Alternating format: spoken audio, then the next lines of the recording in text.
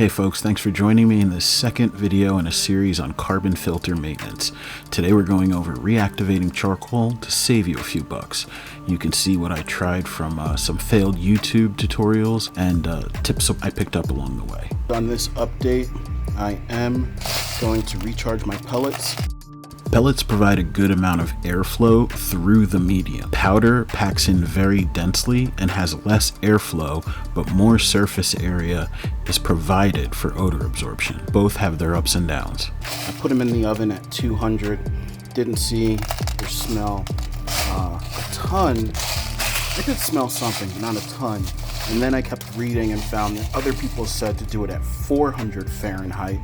And I think that maybe there was a mistake on the other site and it was really Celsius. Either way, we're at 400. I already finished my other bakes, so there won't be any food going in after this in case there is a very strong vapor smell that comes out. I was thinking about flipping another pan on top of these or completely covering it with foil like we do when we decarb cannabis. So what I did as a compromise was just put one sheet of foil flat, spread it out. I'm just doing this with one hand, pushing it into the corners. You can see I'm still post-surgery. This isn't gonna stop everything, but I'm using much less foil. It takes almost 4 sheets to properly really seal this, and 4 sheets across, 16 whole sheets across 4 trays is not a good look. After a recent video I watched on how aluminum foil is made and the process to make it. So I am trying to reduce my foil usage. I've had this box of foil sheets from Kirkland well over a year. I bought that before COVID crisis started, and I've been intentionally trying to back off, but that's how long 500 sheets last me. I don't bake on top of it anymore. I use silicone mats that are rewashable. I've changed up my decarb process, so I'm not using these large pans that are covered with 4 sheets of foil to make sure every corner is sealed. I'm using glass, Pyrex, and just covering that with silicone. So I'm gonna give this a try. It has literally been about 3 minutes in the oven. I've already had some trouble, like some vapors looking up. So I put the fan on, remove the food from anywhere near, and hoping that, we can get a good solid 20 minutes out of this. I just cut the oven off at about the 20-minute mark. I didn't make it 25 minutes. I started smelling it in the basement with the overhead fan on and the central air vac system turned on.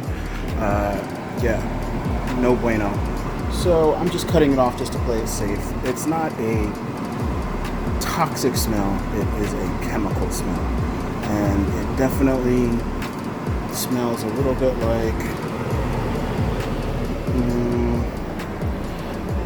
I can't think of anything that it smells like, but I'm glad I got all my cooking and baking done beforehand and put everything away, because I really think that this smell would have affected it. It's really hard to even stand up here this long, so I'm going to go back in the basement and leave the door cracked and let the smell get out.